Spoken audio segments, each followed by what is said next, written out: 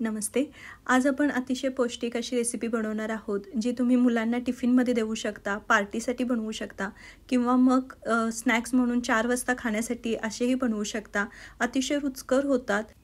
वरून कुरकुरीत आणि आतमध्ये एकदम मऊ. मग हे तुम्ही जे बॉल्स आहेत ते चटणीबरोबर खाऊ शकता किंवा मग शेजवान सॉसबरोबर खाऊ शकता.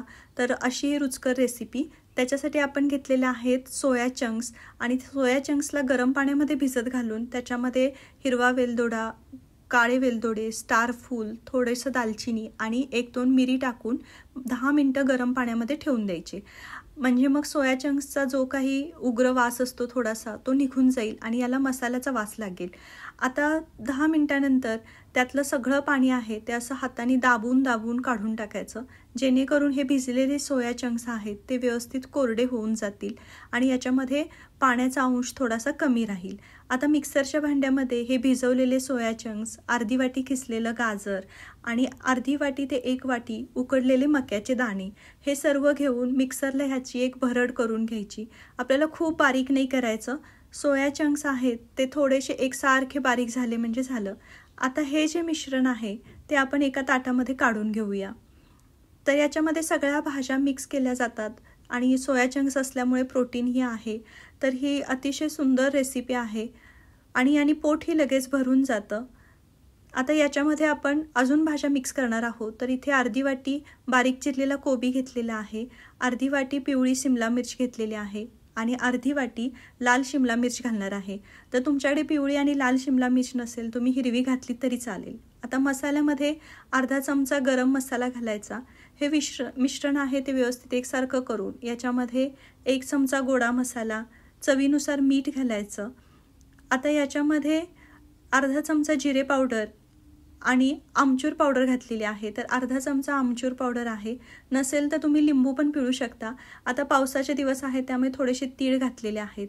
आता ह्या सगळ्या मिश्रणाला बाइंडिंगची गरज पडेल, तर त्यासाठी 1 वाटी पोहे आणि 1/4 कप आपले फुटाणे आहेत त्याची डाळ ती घ्यायची. त्याच्यामध्ये मिरी पावडर आणि 2 ते 3 हिरव्या मिरच्या, आपल्याला किती तिखट लागेल त्या प्रमाणामध्ये मिक्सरला हे बारीक करून घ्यायचं. आता ह्याच्यामध्ये यामुळे आपल्याला मैदा किंवा कॉर्नफ्लॉवर काही घालण्याची गरज पडणार नाही. हे जे पोह्याचं पीठ आहे हेच आपण आता बाइंडिंगसाठी वापरणार आहोत. तर या पिठामुळे एकतर हे जे आपले सोया बॉल्स आहेत ते एकदम कुरकुरीत होतात आणि दुसरं म्हणजे तांदळाची पिठी किंवा इतर दुसरं कुठलं पीठ वापरण्यापेक्षा हे पचायलाही सोपं जातं. आता हे सगळं मिश्रण आहे ते मसाले एकसारखे करून घ्यायचे आणि आता आपण जे मिक्सरला बारीक केलेलं पीठ आहे ते थोडं थोडं करून याच्यामध्ये मिक्स करून घ्यायचं.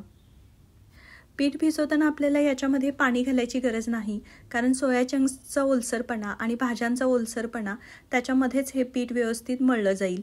आता थोडं थोडं पीठ मिक्स करून याचा आपल्याला एक घट्ट असा गोळा करून घ्यायचा आहे, जेणेकरून सगळ्या भाज्या सोया चंक्स एकसंग झाले म्हणजे झालं असं आपल्याला एकत्र गठ्ठा करायचा आहे.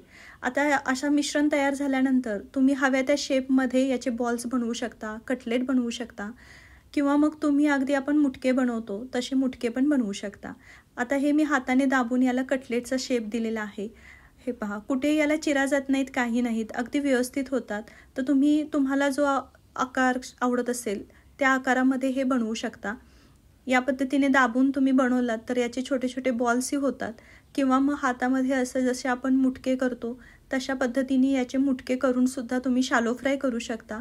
याला तुम्ही एअर फ्राय पण करू शकता किंवा मग हे जे बॉल्स आहेत ते तुम्ही आप्याच्या भांड्यामध्ये थोडंसं तेल घालून शालो फ्रायसुद्धा करू शकता. तर आज मी इथे यांना बॉलचा आकार दिलेला आहे. तर हे एवढे माझे असे एकसारखे बॉल्स तयार झालेले आहेत. आता हे बॉल आहे ते तेलात सोडल्यानंतर थोडेसे कडेला असणारी भाजी तेलामध्ये सुटू नये म्हणून याला कोटिंग करणार आहोत. तर कोटिंग करण्यासाठी इथे मी तांदळाची पिठी वापरलेली आहे. तुम्ही तांदळाची पिठीऐवजी जर पोह्याचं पीठ थोडं शिल्लक असेल तर तेही वापरू शकता. आता त्या तांदळाच्या पिठीमध्ये हे मी फक्त घोळवून घेत आहे आणि नंतर एक्स्ट्राचं जे पीठ आहे ते बाजूला करून द्यायचं. याच्यामुळे होतं काय की जेव्हा आपण हे बॉल्स तेलामध्ये सोडू तर त्यामध्ये व्यवस्थित हे तळले जातात आणि याला कलरही एकदम छान येतो. तर या पद्धतीने सगळे बॉल्स आहेत ते असे पिठामध्ये घोळवून घ्यायचे, एक्स्ट्राचं पीठ काढून टाकायचं. आता कढईमध्ये तेल गरम करायचं. या ठिकाणी आपल्याला मीडियम टू हाय फ्लेमवरच हे बॉल्स तळायचे आहेत आणि तळण्यासाठी तेल पण आपल्याला गरमच कडक तेल हवं आहे. तर एकदा तेल गरम झालं की एक एक करून हे बॉल्स आहेत ते तेलामध्ये सोडायचे आणि ह्याला मीडियम टू हाय फ्लेमवरच व्यवस्थित तळून घ्यायचे. तर खूप झटपट तळले जातात. फक्त याला हलवताना जसे आपण गुलाबजाम हलवतो त्या पद्धतीने हलवा. खूप सतत हलवायची गरज नाही. मध्ये आधे थोडंसं हलवलं तरी ते सर्व बाजूनी व्यवस्थित तळले जातात. हळूहळू बघा त्याचा कलरही चेंज होतोय आणि 3 ते 4 मिनिटामध्ये हे बॉल्स व्यवस्थित आपले तळून होतात. आता हे पहा तयार होत आलेले आहेत. तर याला आपण एका चाळणीमध्ये काढून घेऊया. दिसायलाही अतिशय सुंदर दिसतात आणि हे खायलाही तितकेच सुंदर लागतात. एकदम टेस्टी होतात. आता याच्यातलं जे एक्स्ट्राचं तेल आहे ते आपण व्यवस्थित निथळून घेऊया. जर तुम्हाला हे बॉल्स तळून नको असतील तर तुम्ही याला शॅलो फ्राय पण करू शकता. आता हे तेल काढून याच पद्धतीने आपण आपले राहिलेले जे सोया बॉल्स आहेत ते व्यवस्थित तळून घेऊया.